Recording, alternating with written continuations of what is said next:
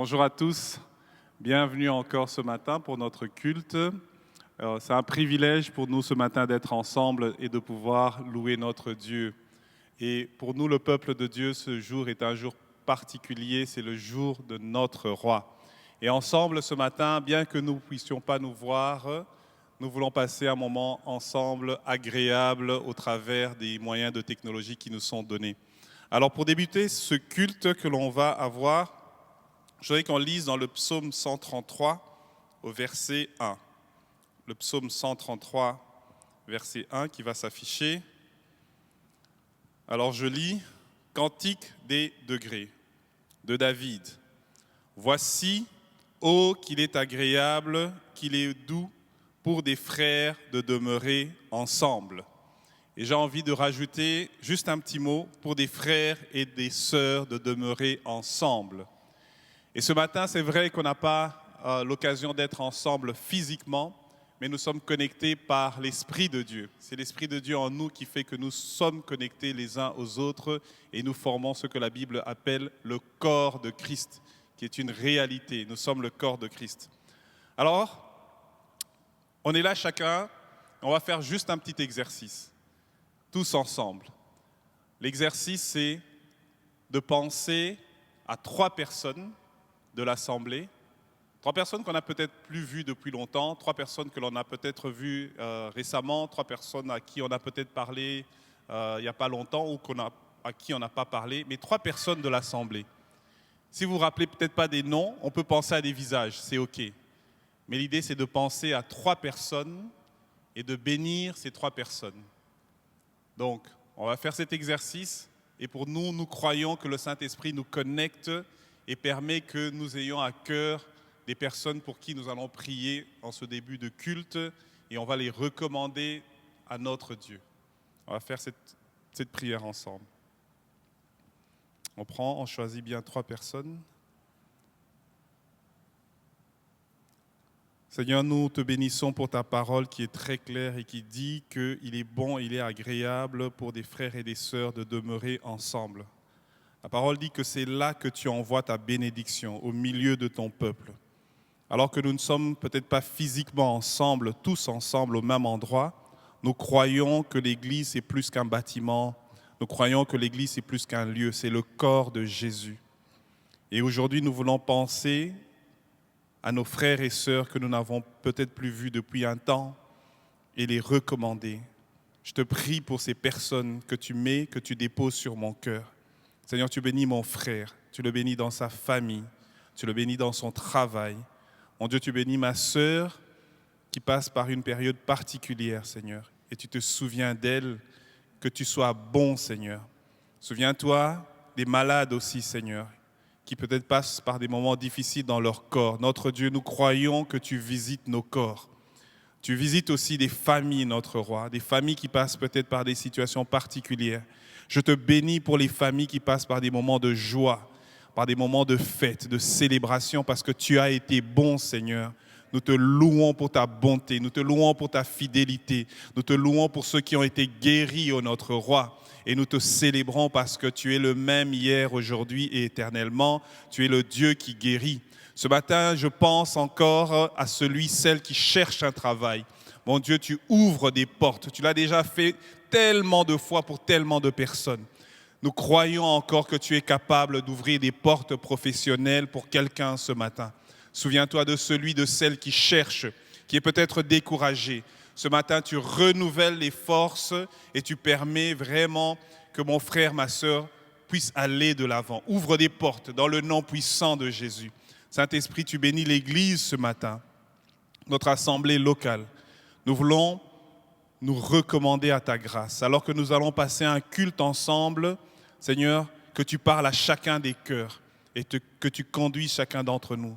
Que ce matin, la louange monte vers toi et toi seul. Et que la parole que tu vas nous envoyer encourage ton peuple.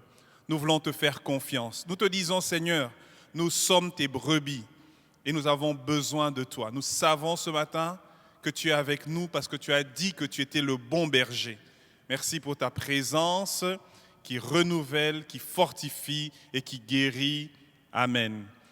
Voilà, on va passer un temps de louange ensemble et que le Seigneur nous bénisse chacun d'entre nous. Amen.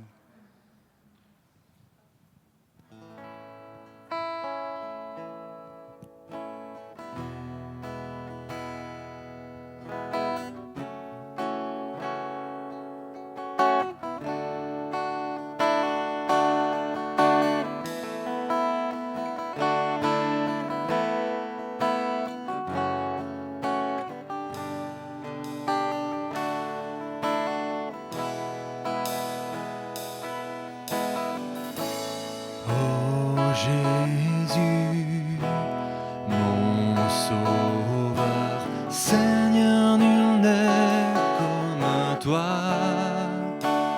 Jour après jour, je te louerai, car ton amour est merveilleux.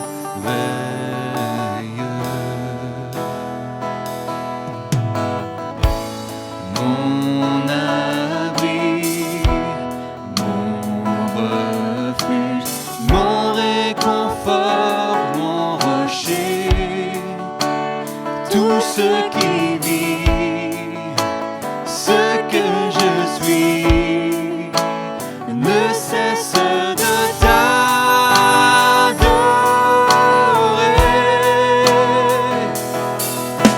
Chante au Seigneur, crie de joie, terre entière. À Dieu la gloire, la puissance et l'honneur. Les monts s'inclinent et les flots rugissent à l'écho de ton nom. Je vois tes œuvres et mon cœur crie de joie.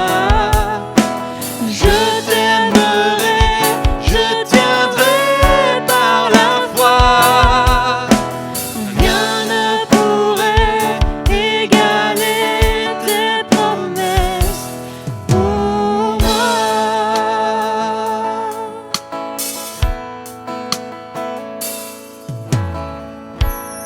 Oh Jésus, mon sauveur, Seigneur, nul n'est comme toi. Jour après jour, je te louerai, car ton amour est merveilleux. Mon abri, mon refuge, mon réconfort, mon rocher, et tout ce qui vit, ce que je suis, ne cesse de t'adorer.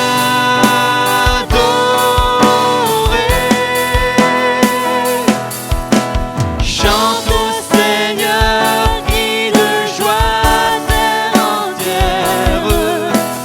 À Dieu la gloire, la puissance et l'honneur. Les monts s'inclinent et les flots rugissent à l'écho de ton nom. Je vois tes œuvres et mon cœur crie de joie. Je t'aimerai, je tiendrai par la foi.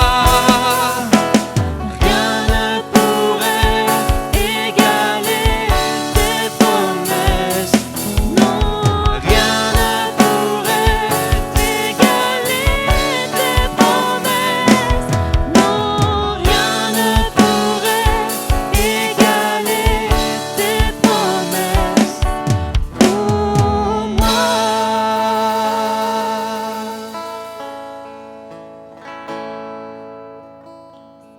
Jésus, amen. Mon secours est en toi.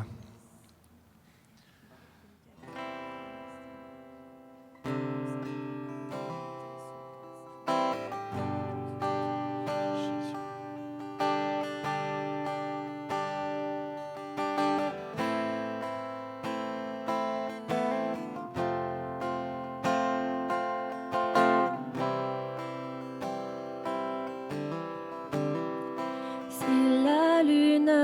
glace et le soleil menace. Créateur des étoiles,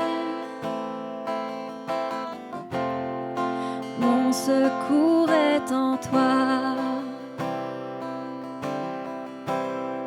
Si mes larmes ruissellent et que mon pas chancelle, Créateur de la terre, mon secours est en toi.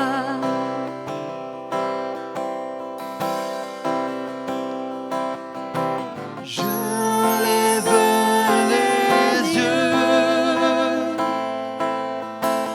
vers les hauts sommets. Toi seul est mon Dieu. Je proclamerai. Toi seul est ma force. Toi seul me restaure. Mon secours est en toi.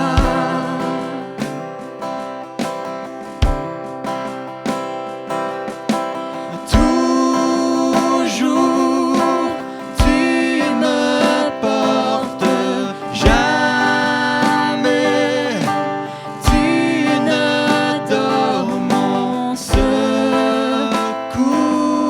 est en toi. Si la peur m'envahit et mon âme chavire, Créateur de la vie, mon secours est en toi. Alors je lève les yeux vers toi. Je lève les yeux vers les hauts sommets. Toi seul est mon Dieu. Je proclamerai. Toi seul est ma force. Toi seul me restaure. Mon secours est en toi.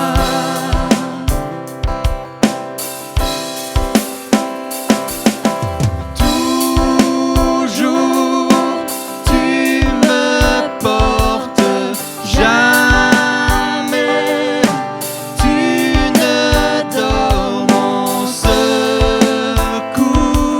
est en toi.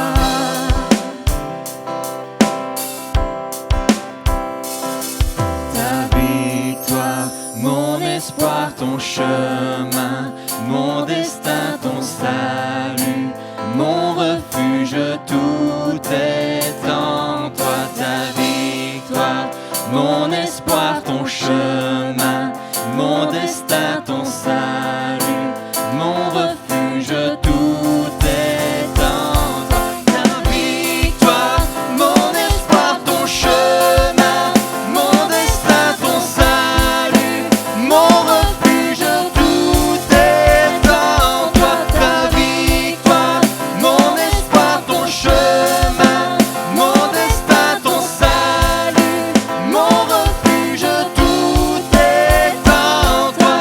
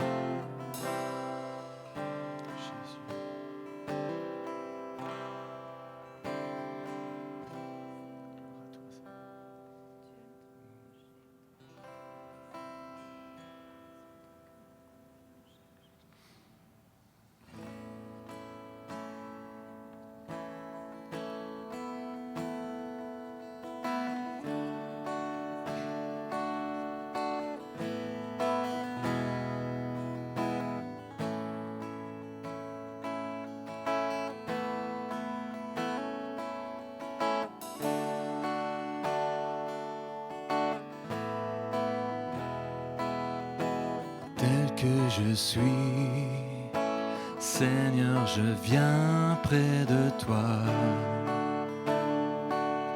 T'apporter ma vie telle que je suis. Seigneur, j'ai besoin de toi pour changer ma vie telle que je suis. Je suis perdu, ma vie n'a plus de saveur. Tel que je suis, je n'en peux plus. Viens transformer ma tristesse en joie. Tu es mon Père, mon Seigneur et mon Dieu. En toi j'espère mon salut, le repos. Tu es celui qui a tout donné, sacrifié.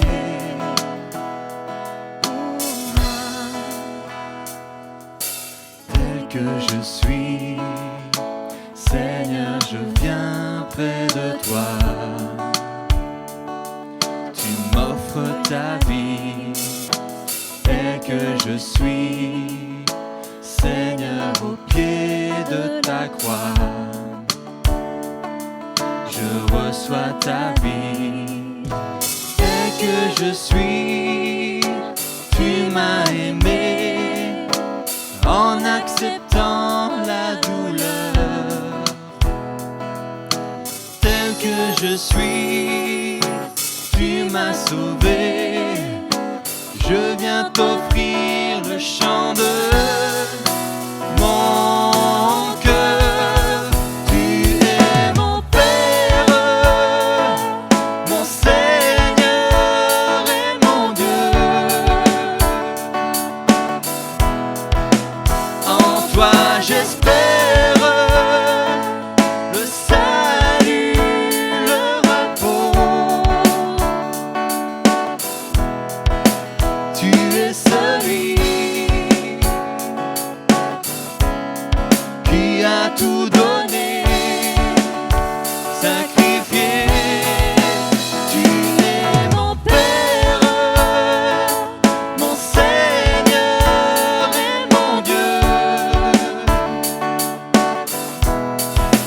En toi j'espère le salut, le repos.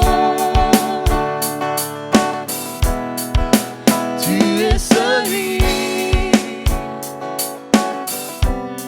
qui a tout donné, sacrifié pour moi. tel que tu es. Seigneur, je voudrais te voir.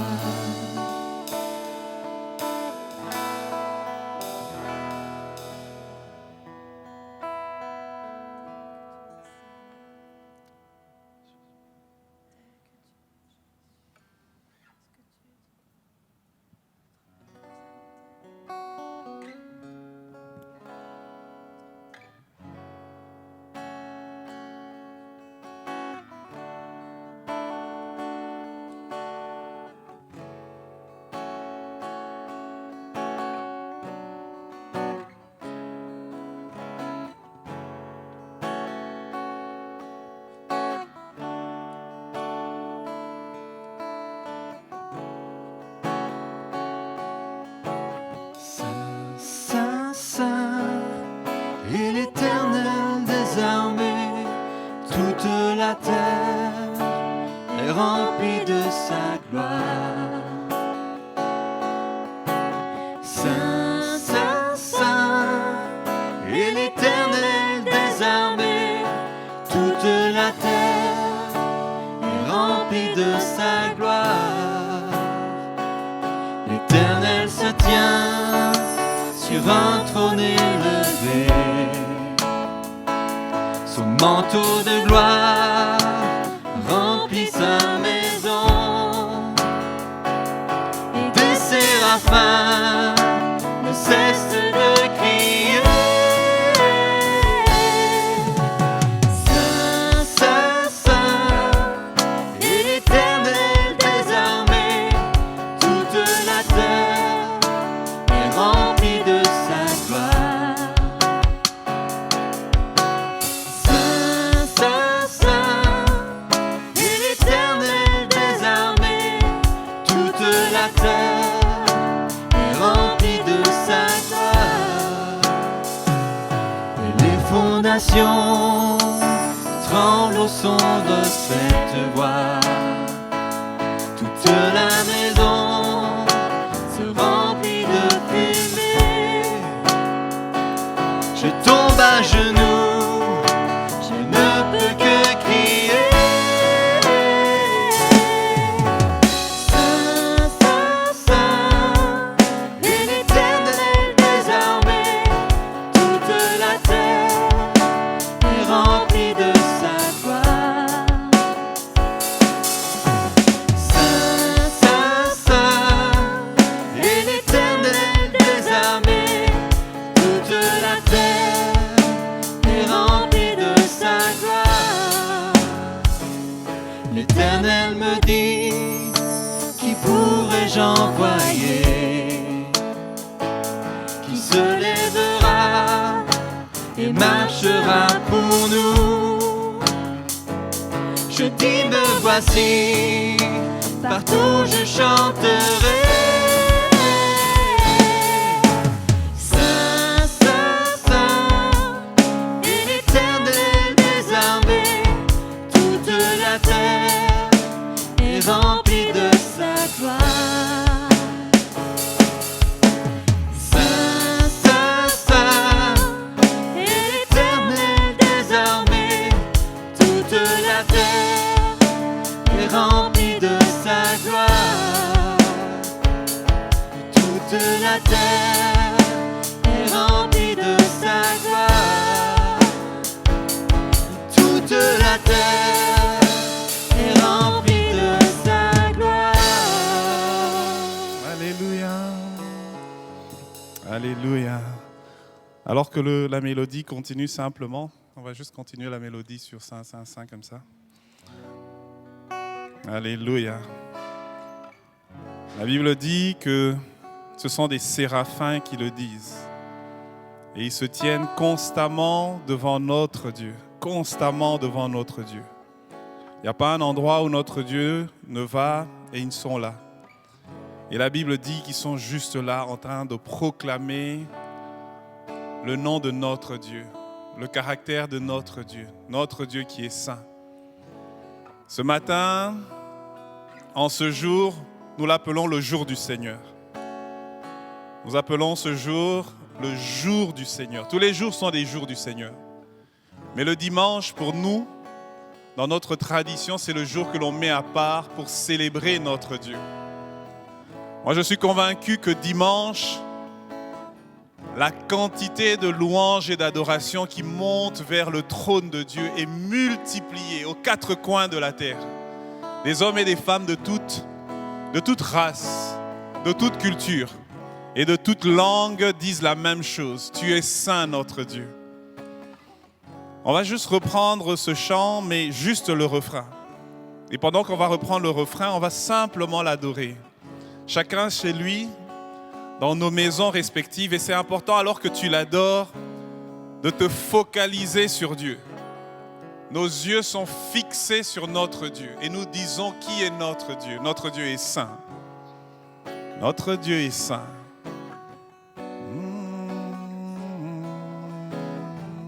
Nous le proclamons. Nous le proclamons. C'est une proclamation. Toute la terre est remplie de ta gloire. Que ma vie, que ma vie, que ma vie le dise. Que mon âme le chante encore aujourd'hui. Toute la terre est remplie de ta gloire. Tu es saint, notre Dieu. En tant qu'Église, nous le disons, nous le proclamons. Tu es saint. Tu es saint. Yendara seikai.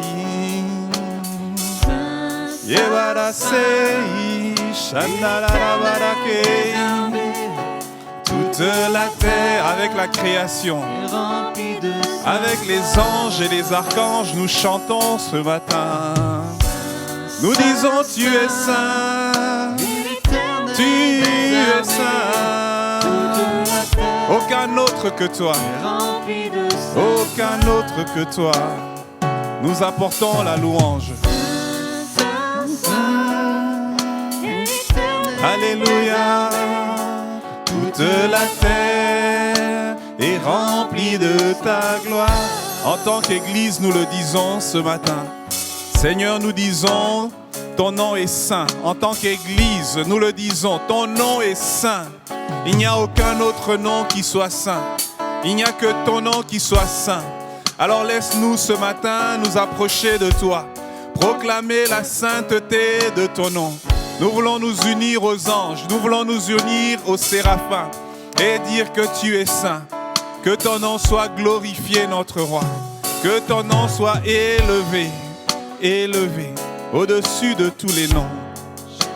Une dernière fois, saint. Nous voulons le dire, nous voulons le chanter, nous voulons le chanter. Et l'Éternel des armées, que ton nom soit glorifié. Yenara seibai, Shenara barakei. Toute la terre est remplie de ta gloire. Toute la terre remplie de ta gloire. Toute la terre est remplie de ta gloire. Alléluia. Merci Seigneur. Merci pour ce privilège d'être ton peuple, d'être le peuple que tu as choisi, que tu as racheté. Tu as payé, la Bible dit, de ton sang, Seigneur Jésus. Nous avons été rachetés par ton sang. Et nous célébrons encore aujourd'hui notre rachat. Seigneur, que toute la louange, que tout l'honneur te revienne pour ton sacrifice. Seigneur, nous voulons nous humilier simplement devant toi encore aujourd'hui et reconnaître que nous ne sommes pas dignes. Nous n'avons jamais été dignes. Mais dans ton amour, dans ta compassion, tu es venu à nous et tu nous as sortis de notre misère. Tu nous as sortis de la vie de péché que nous menions et tu nous as placés sur ta montagne, Seigneur, la montagne de ta victoire, là où tu as payé pour nous. Et aujourd'hui, la Bible dit que nous sommes des enfants de Dieu. Nous sommes des citoyens du royaume de Dieu et nous te bénissons. C'est pour ça que nous voulons louer ton nom encore aujourd'hui. Nous voulons louer ton saint nom, ton nom seul. Alléluia. Nous voulons louer ton nom. Alléluia. Nous voulons louer ton nom. Nous voulons le célébrer. Nous voulons l'élever. Nous voulons louer, célébrer ton saint nom. Ce n'est pas le nom d'un homme ni d'une femme, mais c'est le nom de Dieu. Alléluia. Que ta louange remplisse toujours nos vies. Que ta louange ne quitte jamais nos cœurs. Qu'en tout temps, en toute saison, que nous te louions. Peu importe les situations, que nos cœurs s'attachent à la louange.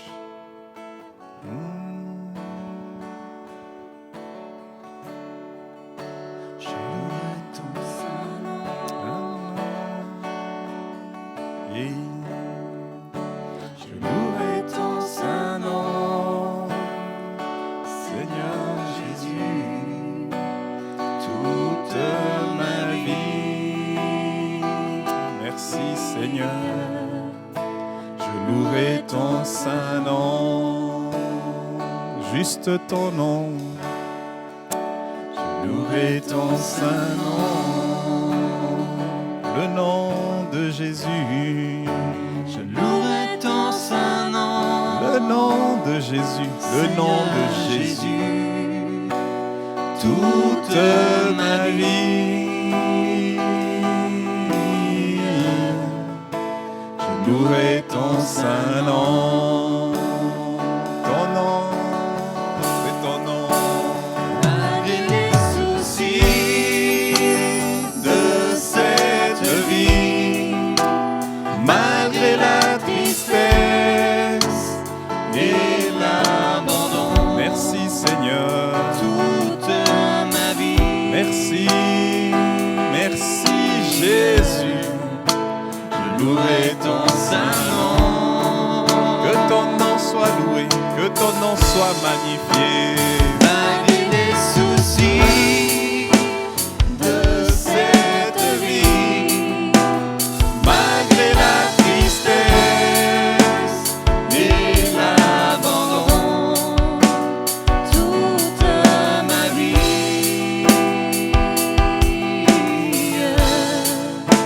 je louerai ton saint nom. Alléluia. Je louerai ton saint nom. Merci.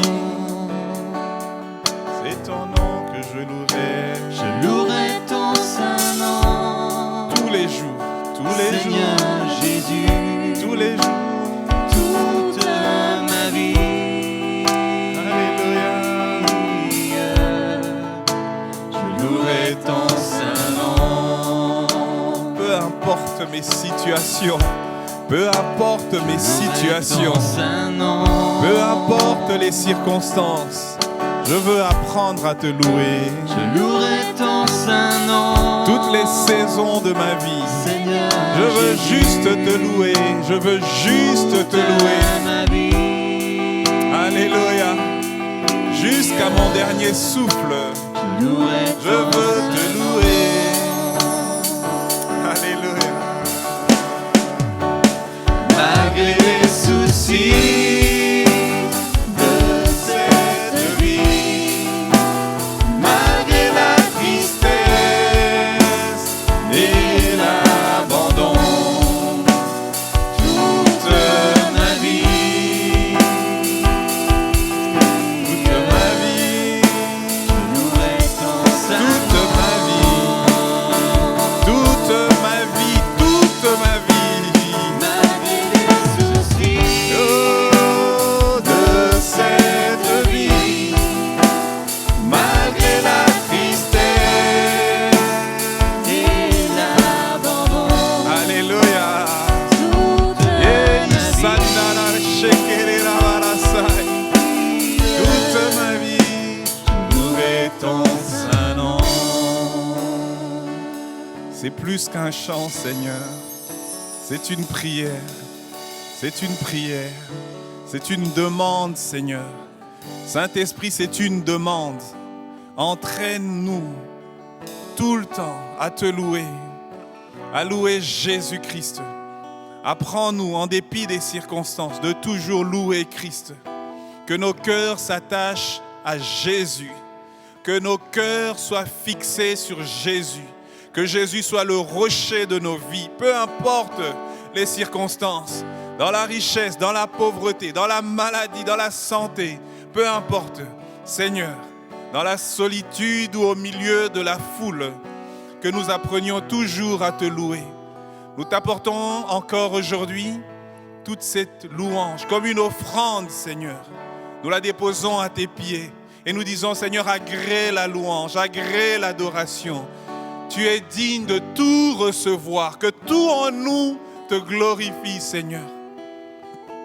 Merci pour notre privilège qu'est de te louer. L'Église te bénit, l'Église te célèbre.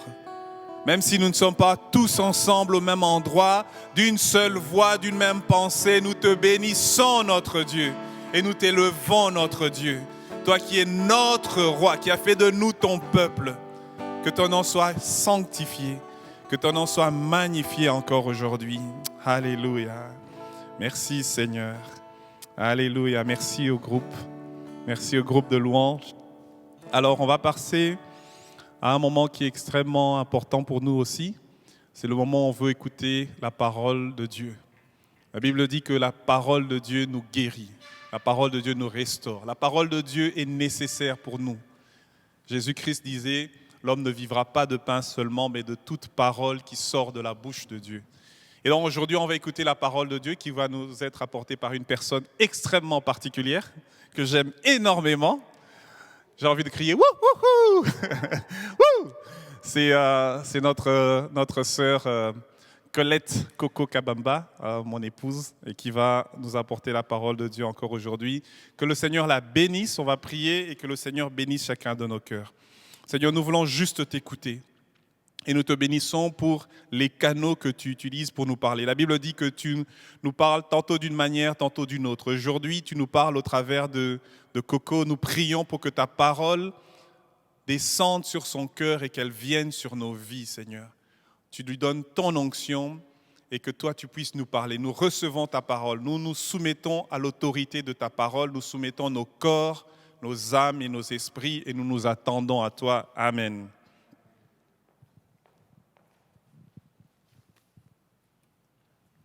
Merci beaucoup.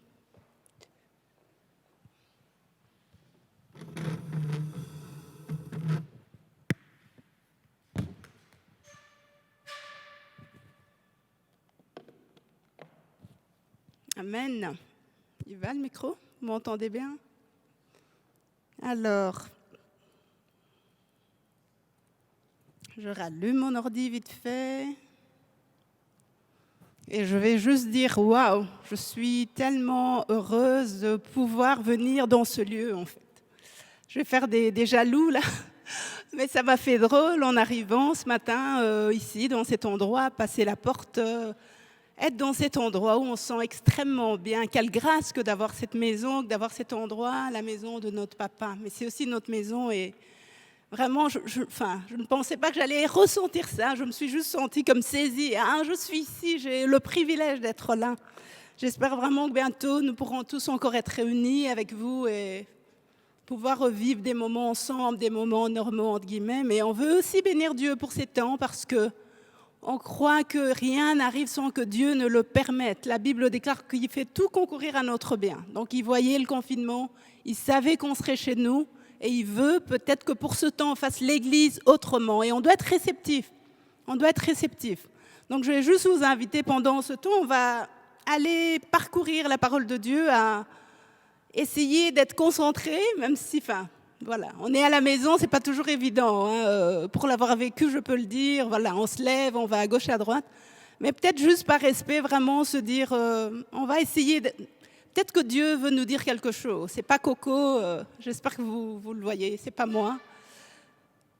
Quand Dieu fait la grâce et le privilège de venir ici, de prendre ce micro, vraiment quand on se prépare, je pense qu'il peut se servir de n'importe qui, mais il a vraiment un message à faire passer derrière et c'est ça qu'on veut que chacun saisisse dans sa maison. Que votre cœur soit vraiment assoiffé, en recherche de quelque chose que Dieu essaie de dire ce matin. Donc, mon cher mari m'a béni, il a prié pour moi pour ce temps et je le remercie, mais voilà, je vais encore prier quand même. Je sens ça, c'est pour me fortifier moi-même, rien à voir, rien de personnel, mais vraiment pour me fortifier. On va se joindre ensemble et on va se fortifier mutuellement parce que je sais que vous me portez. J'ai reçu, je tais le nom, mais quelqu'un m'a envoyé un message cette semaine pour me dire qu'elle pensait à moi, qu'elle priait pour moi. Et ça m'a touchée, je me sens portée. Donc, clin d'œil, tu sais qui tu es, et vraiment, ça fait de l'effet, quoi. Enfin, voilà. On va courber nos têtes ensemble et prendre une petite minute juste encore pour vraiment implorer la grâce de Dieu. Et dans cette prière, je vais reprendre ces paroles de l'apôtre Paul qui disait « Nous ne nous prêchons pas nous-mêmes et nous prêchons Jésus ». Alors Jésus, je vais encore appeler ta présence ce matin. Je vais prier, Père, viens glorifier Jésus au travers de ta parole ce matin. Glorifie Jésus.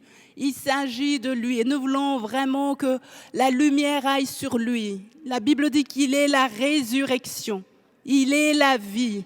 Il est le chemin et nous aspirons à rencontrer ce matin la résurrection, quel que soit ce qui est mort dans les vies, quel que soit ce qui est perdu. Seigneur, qu'il y ait une rencontre ce matin avec la résurrection, qu'il y ait une rencontre. Merci de glorifier Jésus au travers de ta parole. Jésus est la parole, tu le glorifies alors qu'elle sera dite, alors qu'elle sera annoncée, il est glorifié. Dans le nom de Jésus, Amen. Donc voilà, on va parcourir la parole. J'ai le privilège d'avoir un auditoire quand même. C'est mieux que de le faire chez soi. Donc je suis encouragée. Les musiciens sont là, Cal, Phil, la technique, super. Je me sens vraiment portée. On va aller parcourir la parole de Dieu rapidement pour ce matin. Avant d'annoncer le thème, on va d'abord lire le texte. J'avais vraiment à cœur. Je pensais parler d'autre chose, mais je pense que le Seigneur a voulu que je parle de ça, le thème que je vais annoncer dans quelques minutes. Et on va aller lire donc dans le psaume 139. Et au début, je pensais juste lire la partie qui concerne vraiment ce message. Mais je pense que peut-être pour quelqu'un, le Seigneur me conduit à faire autrement. Je vais lire le chapitre à partir du début, en fait. Je vais lire le psaume 139, donc du verset 1 au verset 16. Je lis, c'est un psaume de David, donc au chef de chœur, psaume de David. Alors, soyez réceptifs quand je lis. Ça vient vraiment du cœur de Dieu et je prie que ces paroles vous touchent quand je les lis. Je lis, donc verset 1. « Éternel, tu me sondes et tu me connais. Tu sais quand je m'assieds et quand je me lève. Tu comprends de loin ma pensée. » Ma version, c'est nouvelle seconde, hein, si certains mots sont un peu différents de votre Bible. Donc voilà. Tu sais quand je marche et quand je me couche, et tu pénètres toutes mes voies. Car la parole n'est pas sur ma langue, que déjà, Éternel, tu la connais entièrement. Tu m'entoures par derrière et par devant, et tu mets ta main sur moi. Une telle science est trop merveilleuse pour moi, trop élevée pour que je puisse la saisir. Où irai-je loin de ton esprit et où fuirai-je loin de ta face? Si je monte aux cieux, tu y es. Si je me couche au séjour des morts, t'y voilà. Si je prends les ailes de l'aurore et que j'aille demeurer au-delà de la mer, là aussi ta main me conduira et ta droite me saisira. Si je dis... Au moins les ténèbres me submergeront, la nuit devient lumière autour de moi. Même les ténèbres ne sont pas ténébreuses pour toi. La nuit s'illumine comme le jour et les ténèbres comme la lumière. Donc verset 13, ça c'est vraiment ce que je voulais lire au début, mais je vais d'abord faire un commentaire sur tout ce que je viens de lire, avant d'aller vraiment vers ce que j'ai voulu lire. Donc, quand on entend ces paroles, je me suis dit, c'est David qui écrit en fait, et on sent que ces paroles sont chargées, elles sont intenses. C'est comme une révélation qui vient sur lui, et c'est comme si on a l'impression que Dieu cherche quelque chose, il cherche quelque chose. Il dit, c'est les yeux de Dieu qui sont en permanence sur quelqu'un qui se lève, qui va, qui revient, qui s'assied. Et il dit, même dans les ténèbres, les yeux de Dieu arrivent à emmener la lumière pour que cette chose soit vue, pour que cette personne soit vue. Alors, je vais au cœur maintenant. Ce que je voulais lire à la base, c'est ça. C'est le verset, à partir du verset 13. C'est toi qui as formé mes reins, qui m'as tenu caché dans le sein de ma mère. Je te célèbre car je suis une créature merveilleuse. Tes œuvres sont des merveilles et mon âme le reconnaît bien. Mon corps n'est pas caché devant toi. Lorsque j'ai été fait dans le secret, tissé dans les profondeurs de la terre, quand je n'étais qu'une masse informe, tes yeux me voyaient. Et sur ton livre étaient tous inscrits les jours qui étaient fixés avant qu'aucun d'eux n'existe. Comme je le disais, on sent juste un regard chargé. On a presque envie de dire, mais pourquoi? Qu'est-ce que tu cherches, Seigneur? Pourquoi tu me regardes comme ça? On a presque envie de dire, c'est quoi? Pourquoi je vais à gauche, je vais à droite? Ton regard est sur moi en permanence. Et je me suis un peu posé cette question et on a juste l'impression qu'on arrive au verset 13, en fait, on a la réponse à la question. Quand je n'étais qu'une masse informe, tes yeux me voyaient. Il va dans le secret de l'endroit où on conçoit. Et Dieu dit, j'étais là. Quand tes parents t'ont conçu, j'étais là. Quand tu n'avais aucune forme dans le ventre de ta mère, mes yeux étaient déjà sur toi. Et là, boum, il y a juste une révélation qui vient. Mais qu'est-ce que Dieu cherche? Pourquoi Dieu regarde-t-il autant? Il regarde autant. J'ai eu comme une réponse. Et c'est lié, donc, si on prend le verset 13, là, 14, on voit comment Dieu voyait tout depuis le début. Il voyait toute la formation dans le ventre. On arrive au verset 16, je vais le relire. Donc, il dit, quand je n'étais qu'une masse informe, tes yeux me voyaient et sur ton livre étaient tous inscrits les jours qui étaient fixés. Et là, c'est comme une réponse. Donc, d'une part, on a Dieu qui est là quand on est formé, et puis d'autre part, on a ça, on a cette parole qui dit sur le livre de Dieu, tous mes jours étaient inscrits. Et bam, donc je vais annoncer le thème de mon message après cette intro. Mais pourquoi Dieu ici c'est David, il parle pour lui, mais c'est une révélation, je crois, pour nous, qu'on peut s'approprier.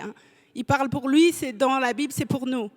Si c'est dans la Bible, c'est pour tout le monde. Ça veut dire qu'on a juste l'impression que Dieu cherche. Il y a quelque chose à lui en nous qui cherchait. Il y a quelque chose de Dieu dans cette personne sur qui les regards sont en permanence fixés. Dieu a quelque chose dans cette personne et cette chose, c'est ça. C'est le verset 13, c'est l'identité, c'est mon thème. Donc ce matin, je l'annonce, je le dis, plus de mystère. Donc Dieu voit ton identité. Dieu il se reconnaît, comment est-ce que je peux dire ça? Tu transportes quelque chose en toi qui n'est pas de toi.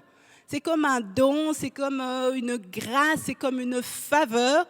C'est quelque chose que Dieu te donne, mais qui ne t'appartient pas, qui lui appartient. Enfin, je ne sais pas si ça se comprend, mais c'est une partie de Dieu en toi. Et c'est ça que Dieu regarde, en fait. Quand il dit « je m'assieds, je me lève, je vais à gauche, à droite », c'est ça qui attire Dieu. On a presque l'impression que son regard nous cherche, il est intense, il nous cherche. Et il y a quelque chose qui doit passer au travers de ce regard de Dieu. Il y a quelque chose qui doit passer. On a l'impression, c'est comme s'il nous sollicite presque. Bon, on va aller un peu plus loin. Alors, je voudrais qu'on lise aussi un petit verset. Comme c'est David qui a écrit ce psaume, je suis un peu allée voir. Il a écrit plusieurs psaumes, on le sait, mais il a écrit aussi le psaume 51, verset 7, si on le prend ensemble, rapidement. Tout le psaume, en fait, c'est l'épisode où David tombe dans l'impudicité avec Bathsheba, et puis Nathan vient lui parler, et après, il se répand, et il écrit ce psaume. Donc le 51, il est beau, mais on va pas tout lire, parce que, voilà, on n'a pas le temps. On va lire ce qui est pertinent pour nous par rapport à ce qu'on dit. Donc, verset 7, il dit « Voici, je suis né dans la faute, et ma mère m'a conçu dans le péché. » Et là, bam, en fait, quand on regarde l'histoire de David, dans le livre de Samuel ou les chroniques et tout, quand on regarde son histoire, on se rend juste compte que, on a une petite idée du milieu ou de sa situation familiale, de son entourage, comment il est venu. On a des petits repères comme ça, quand... Je ne vais pas aller dans le livre, mais Victor renseigne là-dessus. En plus, il parlait de tout ça un peu il n'y a pas longtemps. On voit par exemple que quand Samuel va chez le papa de David pour demander ses fils, tout le monde vient, mais David n'est pas là. Il a été oublié, il n'était pas là. On ne parle pas vraiment de sa mère. Après, par la suite, on voit qu'il fait toutes ses batailles. Il réussit beaucoup de choses après des épreuves. Mais même dans les épreuves ou les victoires, on a l'impression qu'il est seul. Il n'est jamais question de ses frères. On pourrait presque se poser la question. Il a l'air d'être tout seul. Mais dans quel contexte est-il donc venu? Comment a-t-il été conçu? Et on a l'impression qu'ici, lui-même étant tombé dans le péché, je ne sais pas, ça c'est moi qui dis, c'est des choses qui ne sont pas dans la Bible. Lui, il venait de ce péché avec Bathsheba et on voit que dans sa confession, dans ce psaume, il dit qu'il a été conçu dans le péché. On ne sait pas. Est-ce que sa mère n'était pas la mère des autres? On n'en sait rien. Même... l'attitude de ses frères, les indices quand il est venu après pour Goliath et tout, on voit comment son frère lui parlait avec mépris, on se pose juste des questions. Mais ici, en fait, donc ce matin, on parle de l'identité, on ne va pas se perdre dans toutes ces choses. Mais mon point, c'est quoi? Mon point, c'est que, en fait, on a comme un paradoxe ici dans le psaume 51, verset 7. David, en fait, raconte un peu comment il a été conçu de manière, dans la chair, en fait, de manière charnelle. Il dit il a été conçu dans le péché. Et puis, bam, verset 139, on a l'impression qu'il a une révélation d'une autre identité. Il a une révélation d'une autre identité.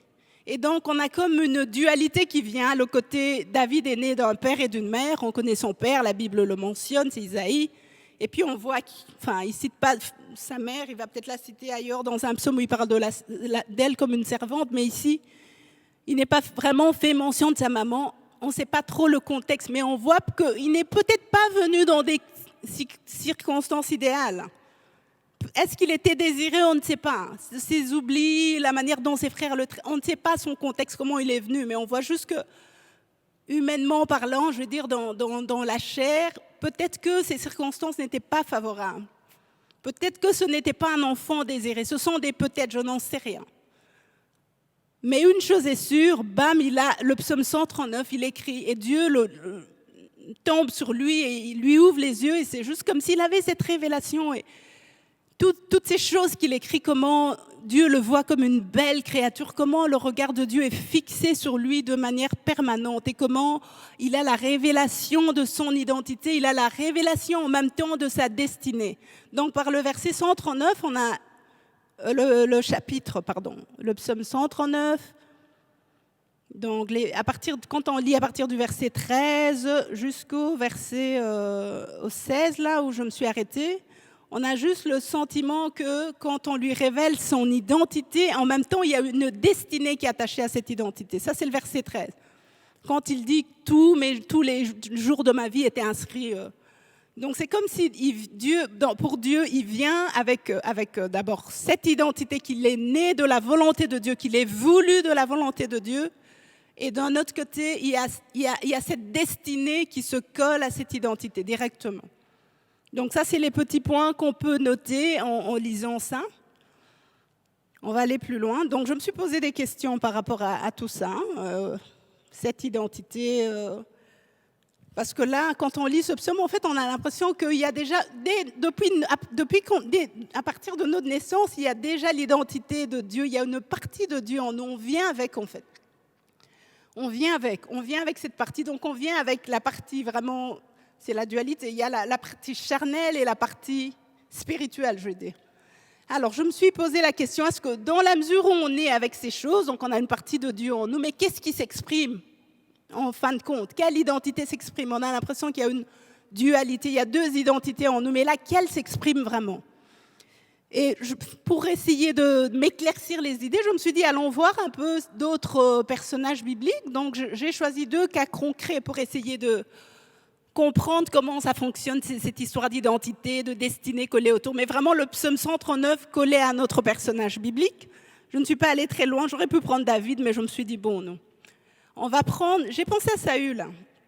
Saül, ça tombe bien, Victor en parle. Saül, pour ceux qui ne suivent pas, qui n'ont pas suivi au cœur de la Bible, en fait, son histoire se trouve dans le livre de Samuel, donc dans 1 Samuel.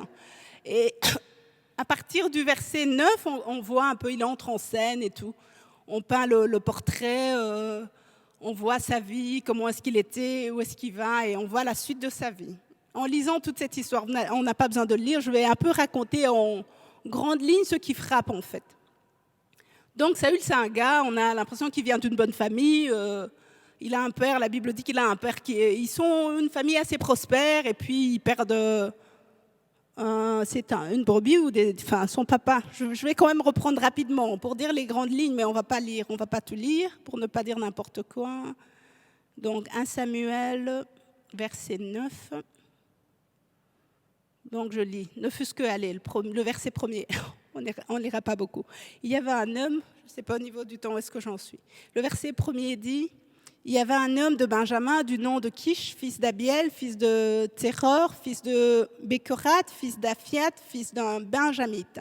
C'était un homme puissant et important, il avait un fils du nom de Saül, homme d'élite et beau, plus beau qu'aucun des Israélites. Il les dépassait tous d'une tête. Alors, c'était des ânesses. Les ânesses de Kish, père de Saül, s'égarèrent, et Kish dit à Saül, son fils, prends avec toi l'un des serviteurs, lève-toi, va chercher les ânesses. Donc voilà, je voulais juste avoir le cadre. Le début, donc voilà Saül qui s'en va avec ce serviteur de son père à la recherche de ses ânesses. Et là, ils ne les trouvent pas. Ils se disent, on va aller chez l'homme de Dieu, le voyant, le prophète, c'est Samuel. Et donc, en gros, Saül va rencontrer Samuel et il va se passer quelque chose et puis il y aura la suite. Donc, quand Saül rencontre Samuel, Samuel lui raconte un peu la destinée parce que Dieu avait prévenu Samuel. C'était le prophète de l'époque. Dieu avait prévenu qu'un homme viendrait, qu'il fallait le oindre. Comme Israël demandait un roi avec insistance, ce serait lui le roi. Donc, Samuel, l'homme de Dieu, a l'identité de cet homme qui va venir vers lui, c'est le futur roi d'Israël. Donc, voilà Saül qui arrive là-bas avec son serviteur et Samuel comprend que c'est lui. Samuel le oint, et puis il y a la suite. Alors, quand on lit cette histoire dans la Bible, on a juste l'impression que dans la vie de Saül, c'est dommage, je n'ai pas le temps de lire. Pour ceux qui ne connaissent pas l'histoire, allez voir dans 1 Samuel 9. C'est long, ça s'étale, chapitre 9, 10, 11, 12, 13, 14. Ça va jusqu'au 31, mais vraiment jusqu'au chapitre à peu près, on va dire 15. On a l'histoire plus ou moins complète de tout le profil, en fait. On a un gars simple, chez lui, qui a l'air bien. Son père l'envoie, il s'en va. Il fait une rencontre sur ce chemin. Cette rencontre-là marque un point dans sa vie, puis à l'après. Et donc, en regardant sa vie juste, je me suis dit, waouh, on pourrait la couper en 3 parties, en fait. Il y a l'avant Samuel, l'après Samuel. Et on peut mettre Samuel et l'onction.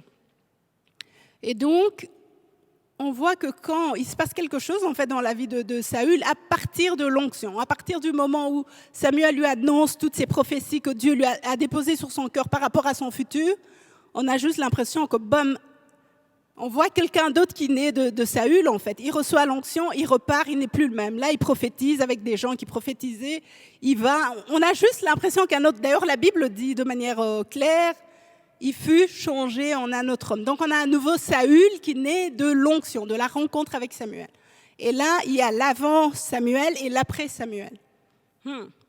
Et non seulement, à partir de l'onction, donc Saül il est changé en un autre homme.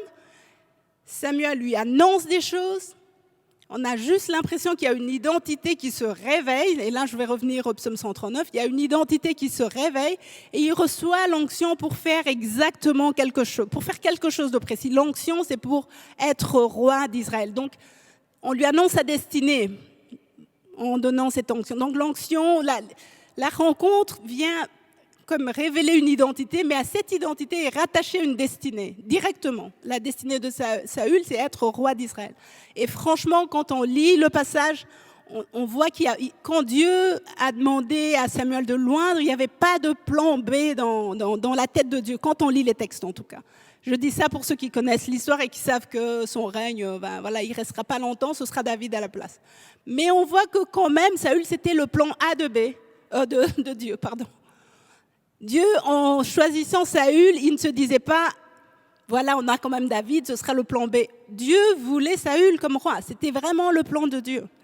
Et donc, on va un peu regarder le psaume 139, la vie de Saül à l'image du psaume 139. Donc, on a dit qu'en fait, on est avec une partie de Dieu en nous. Et donc, on va dire que tout ce que Samuel raconte à Saül, ça, ce sont les questions que je me suis posées. Est-ce que c'est venu là au moment où il a reçu l'onction ou est-ce qu'il est né avec cette identité et ce destin? Est-ce qu'il est né avec la royauté en lui avant qu'elle ne soit affirmée par Samuel ou bien est-ce que c'est Samuel qui tout d'un coup a réveillé tout ça? Et quand on regarde le psaume 139, on a juste l'impression que dans la pensée de Dieu, il est né avec cette identité. Il est né avec cette destinée. Ces choses étaient en lui dès sa naissance. Et quand on remonte un peu plus loin, on se dit, tiens, pourquoi cette identité ne s'est pas exprimée directement? Pourquoi, s'il est né roi, ce n'était pas déjà le Saül changé en un autre homme qui était là, mais il a dû passer par... Il a fallu la caisse Samuel pour que, boum, quelque chose se réveille dans la vie de Saül et qu'une nouvelle vie commence en fait. Et la dualité dont on parlait, née de la chair et née de l'esprit, pour David, c'est le cas de tout le monde, ce sera dans mes conclusions, mais je le dis déjà. Mais on a l'impression qu'il y a une autre forme de dualité qui vient tout d'un coup s'affirmer à partir de l'onction. Avant l'onction, il n'y avait qu'un Saül, et après l'onction, on a l'impression qu'il y a 2 Saül. Et quand on lit la suite de l'histoire, on le voit clairement. Il y a 2 Saül en lui. On voit un seul homme physiquement, mais il y a comme un combat, un tiraillement chaque fois. Il va faire des choses qui déplaisent à Dieu, puis il y a une autre partie. Une partie va aller prophétiser, une autre partie va aller faire des choses qui ne plaisent pas à Dieu. Une partie va bien faire, une partie va désobéir. Et il y a comme une lutte là en lui et il est tiraillé. Ça, c'est pour Saül. Dans ce tiraillement, malheureusement, pour ceux qui connaissent l'histoire et la fin de Saül, beaucoup de désobéissance, beaucoup d'amertume. Donc il va faire d'abord une faute déjà au début de son... Donc Samuel va le oindre roi, il commence son ministère. Et on voit que Samuel lui avait donné des directives par rapport à une holocauste qu'il devait présenter, un sacrifice qu'il devait faire. Et on voit qu'il commence à désobéir. Là, Jean-Pierre me prévient pour le temps, c'est bien. Il commence à désobéir, il commence à faire des choses qui ne sont pas correctes, en fait. Et donc, on a l'impression que dans cette dualité, malheureusement, Saül va plus pencher vers quelque chose qui ne convient pas, qui n'est pas de Dieu, et ça va l'entraîner. Et tout ce que Samuel avait prophétisé sur lui, à un moment, Samuel va reparler pour retirer des paroles. Et on voit que sa destinée est comme avortée. Sa destinée est comme volée, parce qu'il y a eu beaucoup de désobéissance, beaucoup de choses qui ne venaient pas de Dieu. Et donc, tout ça s'interpelle. Deuxième homme, je vais aller rapidement maintenant. Deuxième homme, il s'appelle aussi Saül. Ironie du sort. Il s'appelle aussi, j'ai dit Saül, mais on l'appelait Saul. Hein. C'est Saul de Tarse. Saul de Tarse, quand on regarde sa vie, c'est un peu ironique. Je me disais, tiens, lui aussi, c'est un benjamite comme le Saül. Là, il porte vraiment le même nom, ils viennent du même truc. Lui aussi, d'après son contexte de vie, on a l'impression qu'il venait aussi d'une bonne famille. C'était quelqu'un de très instruit. La seule différence qu'on peut dire entre les 2 hommes, c'est une différence physique, parce que la Bible dit que Saül était très beau, ainsi de suite. Et la Bible ne parle pas de l'apparence de Paul spécialement. D'ailleurs, certains auteurs disent qu'il était plutôt chauve, mince, pas attirant, quoi. Et donc, ça, c'est peut-être la seule différence marquante. Mais les deux, on a presque l'impression que Saul de Tarse, c'est Saül qui revient pour corriger, faire atteindre sa destinée, montrer un autre chemin par rapport à ce que Saül n'a pas réussi à faire. On a l'impression que Saul de Tarse, c'est la revanche de Saül. Là, je révèle mes cartes sans devoir... parce qu'il y a le temps qui passe, en fait. Je raconte en 2 mots l'histoire de Saul de Tarse. Donc, c'est l'autre benjamite qui arrive. Jésus est venu, il est parti. Ses disciples sont dans un moment, on va dire, de réveil. Le Saint-Esprit s'est manifesté. Il y a beaucoup de choses qui se passent, mais en même temps, l'Église est très persécutée. Au milieu de toute cette activité très puissante du réveil, il y a des miracles, il y a des choses qui se passent. Mais il y a aussi des chrétiens qui sont tués, comme Étienne. Et la Bible dit que d'ailleurs, Saul de Tarse, là, il a participé au meurtre d'Étienne. Et il allait encore chercher d'autres chrétiens à persécuter parce que voilà, il fallait maintenir la loi de Moïse, il fallait lutter, ne pas perturber les gens avec un Jésus, un Messie et tout ça. Et donc, voilà que acte 9, ce Saul fait une rencontre. Donc, pendant qu'il est actif dans la persécution de l'Église, bam, Jésus lui tombe dessus, il a cette vision, il a cette rencontre, il a ce moment clé aussi, comme Saül a eu avec Samuel, et on voit que Saul de Tarse, en fait, c'est Jésus lui-même qui vient le rencontrer. Et cette rencontre avec Jésus fait que lui aussi, on va couper sa vie en 3, quoi. Il y a l'avant, il y a le pendant et il y a l'après. C'est vraiment la même histoire, plus ou moins, si on regarde ça comme ça. Et pour lui aussi, on a l'impression que du coup, il y a une autre identité qui s'affirme au moment de la rencontre. On sent cette dualité, peut-être qu'elle s'exprime différemment parce que dans le cas de Saül, c'est vraiment dans les textes de la Bible, on voit par ses actions qu'il y avait un tiraillement en lui entre 2 personnes. Je peux les nommer, l'homme charnel et l'homme spirituel. On sent vraiment qu'il est tiraillé entre les deux. Et pour Saul de Tarse, qui devient Paul par la suite d'ailleurs, on a aussi l'impression qu'il y a cette dualité quand on lit ces textes, les épîtres qu'il a écrits, ainsi de suite. On le voit clairement dans Galates quand il parle de ce combat, les choses de l'esprit, les choses de la chair. Et on sent la même dualité, on sent le même combat aussi sur son chemin. Et tout ceci pour arriver à un point et tirer un peu des conclusions. On a juste l'impression que on est donc, je reviens à mon psaume du début pour vraiment expliquer ce que je voulais dire par ces exemples et par tout ça. les points, les conclusions que je peux tirer. On a l'impression donc que David est né, on est tous avec cette identité, cette partie de Dieu en nous, en fait, que Dieu cherche. Et quand, je me posais la question au début, mais quand est-ce qu'elle s'exprime, cette partie? Quand est-ce qu'elle s'affirme? Est-ce qu'elle s'affirme toujours? Est-ce qu'elle s'affirme pour tout le monde? Parce que ce que j'ai lu dans les psaumes, là, quand on va voir dans Éphésiens 3, 15, la Bible dit clairement que les noms de toutes les personnes de la terre sont tirés de Dieu. Il est l'auteur des noms de toutes les personnes. Ça affirme un peu ce que j'ai lu dans le psaume 39. Non, ça l'universalise en fait. C'est ça pour tout le monde. Ça l'universalise. Je vais quand même les lire. Je vais lire Éphésiens, ça va rendre un peu plus clair. Éphésiens 3.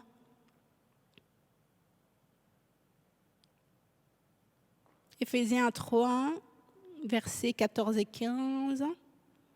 Donc, il dit, c'est Paul qui écrivait aussi. C'est pourquoi je fléchis les genoux devant le Père, de qui toute famille dans les cieux et sur la terre tire son nom. Donc, la révélation qu'avait David dans le psaume 139, sur la manière dont il est venu, en fait, son origine, voilà que c'est confirmé ici. On va aussi lire Éphésiens 2, verset 10. Là, il est carrément dit, car nous sommes son ouvrage. Nous avons été créés en Christ Jésus pour des bonnes œuvres que Dieu a préparées d'avance afin que nous les pratiquions. À nouveau, on a cette identité avec la destinée qui est collée à l'identité. On a ça vraiment, et qu'on n'ait pas de doute, on est avec ces choses. Donc, les choses à retenir ce soir, je vais essayer de faire dans l'ordre. Premièrement, on est de Dieu, on est de par la volonté de Dieu. Et là, je vais vraiment parler à quelqu'un. Peut-être que tu es venu dans des conditions où tu n'étais pas désiré, et c'est vraiment une parole de Dieu pour toi ce soir. Peut-être que dans la chair, tes parents ne t'ont pas désiré, ou tu es dans un contexte où tu n'es pas reconnu. Il y a cette parole de Dieu. Il y a ce psaume qui est tellement beau, où tu dois être conscient que les yeux de Dieu sont sur toi en permanence, que Dieu te cherche et il recherche cette partie de lui qui est en toi. Il est l'auteur de ta vie, il t'a voulu, il t'a désiré. Tu es vraiment désiré. Tu es désiré. Et ça, c'est une petite précision que je voulais emmener. Et donc après, je disais, donc il y a cette identité, mais en me posant des questions, je me suis dit, on a l'impression que les seules personnes qui n'ont pas eu à lutter avec cette dualité de départ que David a eu, il écrit d'un côté qu'il est conçu dans le péché par ses parents, de l'autre côté, il écrit qu'il est voulu de Dieu, il est beau, que Dieu a voulu qu'il soit là. Et je me disais juste, en fait, il n'y a qu'Adam et Ève qui n'ont pas connu la dualité. Ils ont connu un moment où la seule identité qui était affirmée, avec laquelle ils vivaient, c'était celle que Dieu leur avait donnée. C'était la vraie personne qu'on est, en fait. Parce que quand on réfléchit sur toutes ces questions, on se rend compte que le vrai nous, c'est l'homme que Dieu a voulu, en fait, avec cette destinée. Donc, on vient avec une histoire, un destin. Et c'était la volonté de Dieu en nous créant.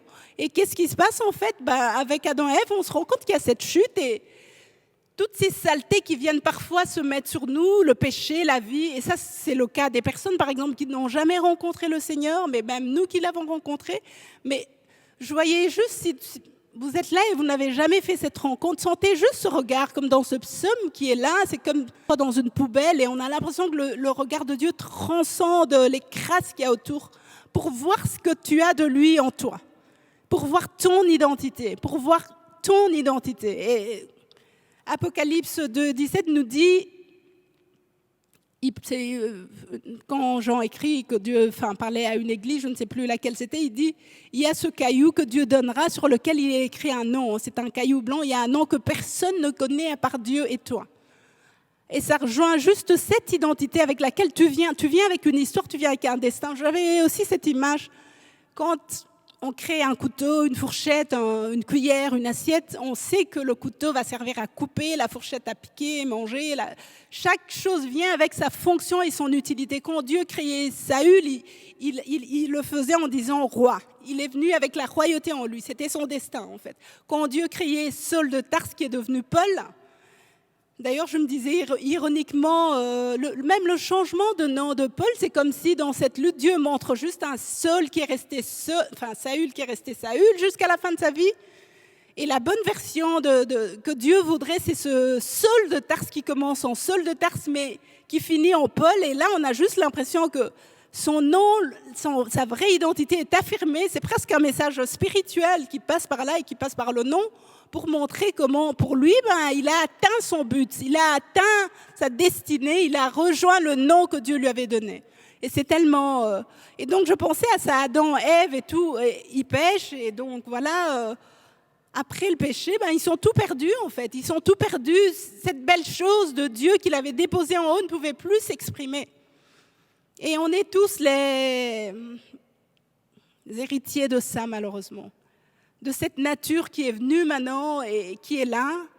Et si on ne fait pas le tri, la normale maintenant, c'est devenu l'expression, donc l'identité entre... Parce que finalement, si je vais le dire de manière terre à terre, on a deux identités, donc on a l'identité charnelle et l'héritage de nos parents, puis on a l'identité spirituelle qui est là depuis le début, mais elle ne va jamais s'exprimer si on ne croise pas ce regard de Dieu qui est sur nous quand il dit « je sais quand tu t'assieds, je sais quand tu te lèves ».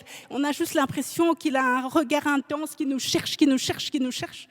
Si on est ce joyau perdu dans une poubelle, et le regard de Dieu vient dans la poubelle, transperce les crasses et nous voit. Et c'est comme s'il dit, allez, lève la tête, regarde-moi, regarde-moi, regarde-moi. Et le moment où tu croises son regard, il se passe quelque chose dans ta vie. Et le moment où Saül a croisé ce regard, il est devenu la personne que Dieu voulait qu'il soit. Quand il a rencontré Samuel, il a fait cette rencontre, Samuel l'a regardé, bam, il y a eu comme une résurrection, l'identité de Dieu est ressortie. Il est devenu Paul, entre guillemets. Je vais l'appeler comme ça, même si on ne l'a pas appelé comme ça, mais vous comprenez ce que je dis. Et bam, il est devenu Paul. Mais depuis qu'il est devenu Paul, il y a cette guerre, cette lutte en lui, la nature de Dieu qui veut s'exprimer, mais d'un autre côté, non, je suis tiraillée. Il y a aussi la nature charnelle qui veut dominer sur moi. Et dans ce combat, je vais dire, entre les deux Saul, ou Saül et Saul, ce qui a fait la différence, c'est le caractère. On va le dire de manière terre à terre. Parce que ça peut vraiment être un enseignement pour nous aujourd'hui. Ce qui a fait la différence, c'est le caractère. On voit un Saül qui est négligent, Dieu dit des choses, il les fait à moitié, il n'est pas obéissant jusqu'au bout, il ne fait pas bien les choses. De manière terre à terre, on pourrait dire qu'il ouvre des portes, il y a des brèches dans sa vie, il obéit pas vraiment, il ne règle pas vraiment sa vie. Et d'un autre côté, on a un Paul qui se tient, donc il a compris, il a eu cette révélation parce qu'il a eu ce tenté aussi. Mais voilà que sa vie, boum, tout est aligné. Maintenant, il marche, il est dans la discipline. Lui-même, il raconte ses combats. Il ne faut pas croire qu'il n'en avait pas, mais il raconte dans les Épîtres comment il y a là ce tiraillement entre la chair et l'esprit. On a juste l'impression que lui, conduit par l'Esprit. Il avait l'Esprit de Dieu, tout comme l'autre Saül, parce que Saül avait reçu l'onction, il avait l'Esprit de Dieu qui s'exprimait par lui, mais c'était pas constant, c'était occasionnel, ça venait, ça partait. Et dans Paul, il y a cette continuité, il est peut-être l'exemple un peu parfait. J'aurais pu parler de David peut-être pour rassurer certains et voir que lui, il a eu des chutes. Quand on regarde dans la vie des gens de la Bible, pour revenir à David, par exemple, si on regarde son histoire, lui, il a atteint sa destinée, mais il y a eu ce moment où il a dû pécher, il a ouvert des brèches, et ces brèches, les brèches ont emmené des conséquences qui sont là jusqu'aujourd'hui.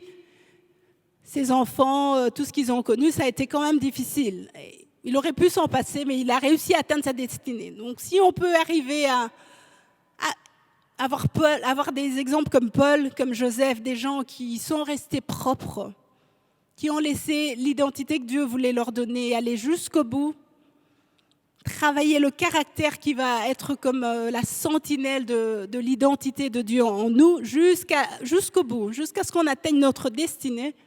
Si on pouvait le faire, c'est le combat en fait. C'est le combat, ce que j'ai prêché aujourd'hui, c'est vraiment le combat des identités en nous. Le combat des identités. Si on a la grâce d'avoir croisé le regard de Dieu, si tu es là et que un jour, tu as fait cette rencontre où tu as croisé les yeux de Dieu, tu l'as regardé les yeux dans les yeux et tout d'un coup, tu as eu comme ce sentiment de ces deux personnes qui viennent en toi, parce que la chair, tu l'auras jusqu'à la fin de ta vie. Et en plus, là, ici, je ne parle que de dualité, mais ça peut être pire. Ça peut être pire. On voit dans le cas de Saül que parfois, c'est d'autres esprits qui venaient carrément le déranger. Et là, c'est plus qu'une dualité, c'est d'autres, encore personnes qui s'expriment, c'est encore plus de combat. Mais si vraiment, on peut se dire... Seigneur, ce jour-là, j'ai croisé ton regard et maintenant j'aligne ma vie. Et vraiment, le défi, c'est de garder cet homme spirituel, de le garder au travers de toutes les saisons de notre vie. Parce que le chemin est long et l'histoire de Saül le montre. Corrompu par le pouvoir, par l'argent. Avant, il était simple, il était humble, mais il y a toutes ces choses qui sont venues dans son cœur. Puis, il a eu l'impression que Dieu préférait David. Il y a eu de la jalousie, de l'amertume, il se sentait rejeté. Il ne réglait rien dans son cœur, tout restait là, il gardait tout. Donc, l'amertume, la jalousie, la méchanceté, c'est devenu vraiment le foutoir. Et quand on lit son histoire, on a l'impression que tout va crescendo, c'est de pire en pire.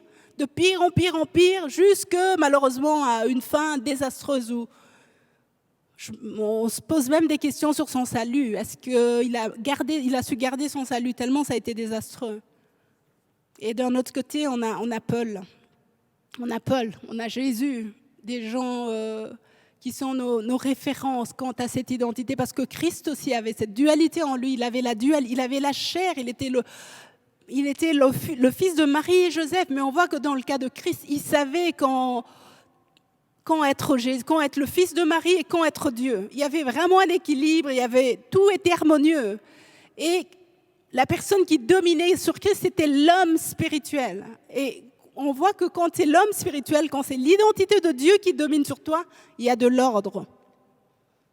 Moi, j'ai plusieurs casquettes, je suis avocate, je suis épouse, je suis maman, mais si je commence à faire l'avocate chez moi ou que je vais au tribunal et que je fais la maman, voilà, c'est un peu... Et donc, avec Christ, on voit de l'ordre, il y a un ordre, il y a un temps pour être époux, il y a un temps pour être fils, il y a un temps pour être...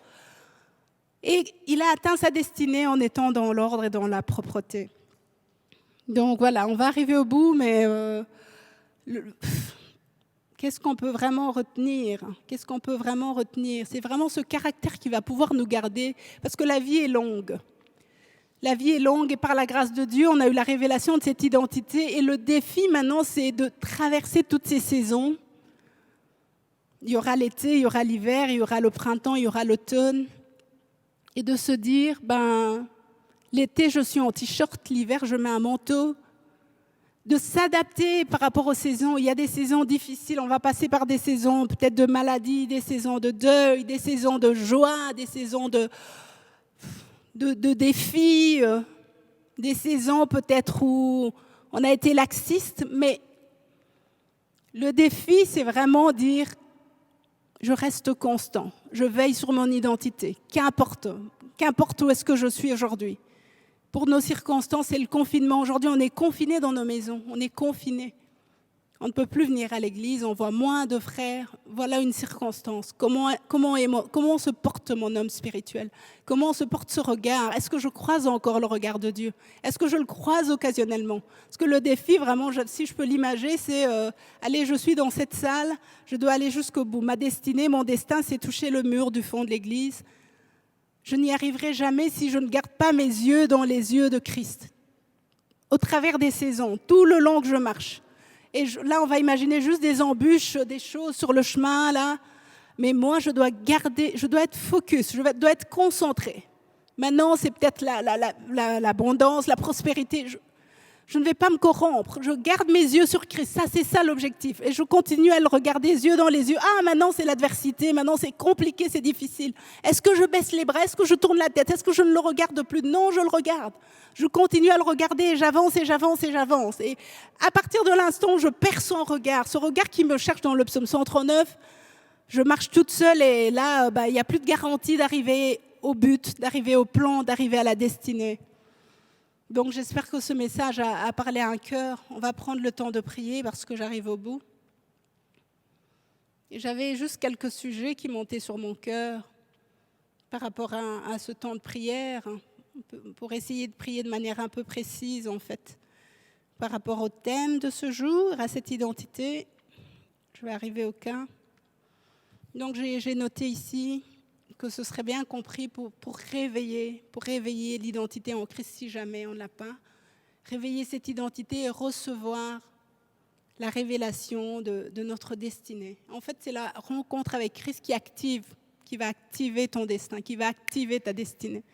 Si tu ne croises pas son regard, c'est comme si ça a eu ce yeux dans les yeux, l'a activé, ça a activé le plan de Dieu pour sa vie. Et donc on va prendre juste ce temps d'appeler Dieu pour qu'il rencontre cette personne qui a besoin que son identité soit réveillée, que son destin soit révélé. Seigneur, je vais rapidement prier pour cette personne qui regarde ce message et qui se rend juste compte qu'elle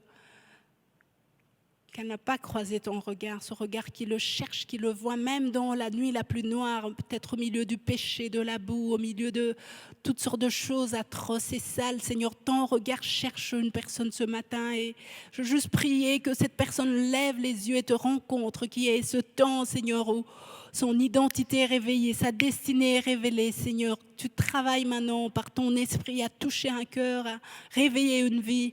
Merci pour ton œuvre. On veut vraiment te faire confiance, que tu es à l'action.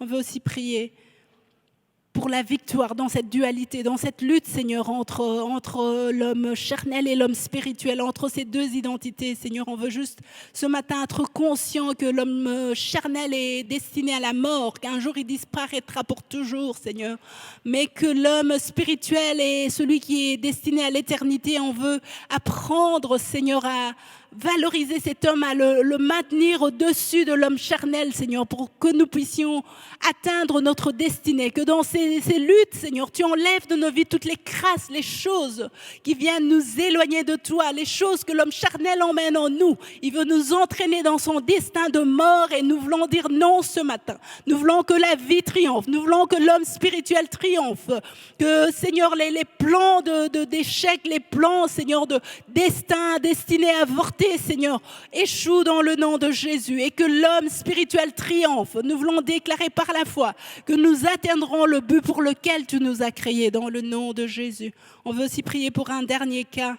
On veut prier pour ce caractère qui va nous permettre de nous maintenir au travers de toutes ces saisons qui vont défiler dans nos vies, Seigneur, alors que le chemin est long. Nous voulons prier ce matin.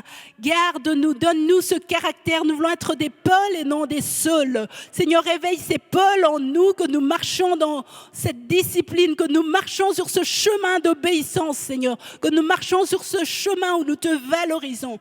Qu'importe les saisons, alors que nous sommes confinés dans nos maisons, nous voulons prier que ta gloire et ta présence nous rencontrent et que, Seigneur, Paul soit maintenu jusqu'au bout dans le nom de Jésus. Amen. Donc voilà, que Dieu vous bénisse et vivement au revoir tout le monde.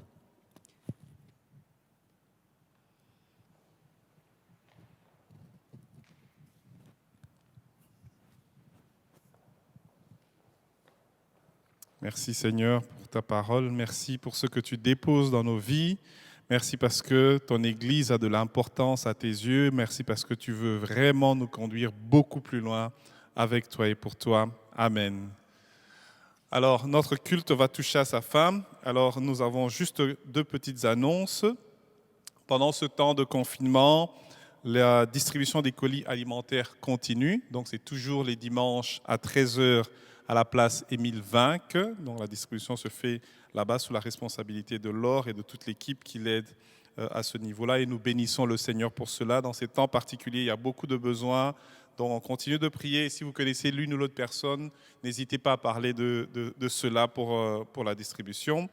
Alors, l'autre annonce, c'est l'objectif 242 qui a commencé depuis quelques semaines. Un bon nombre de personnes a déjà fait la marche et qui est extrêmement agréable, qui peut se faire aussi en famille, qui peut se faire, en famille c'est la même bulle, mais qui peut se faire aussi en petits groupes. Il faut respecter les gestes barrières, bien respecter le port du masque.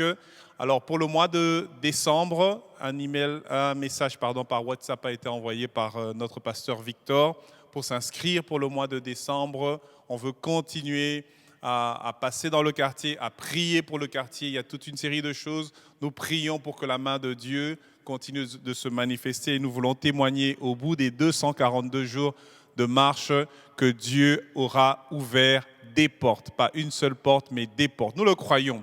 La prière du juste est efficace, la Bible dit, et nous croyons en cela. Donc voilà, notre culte va toucher à sa fin.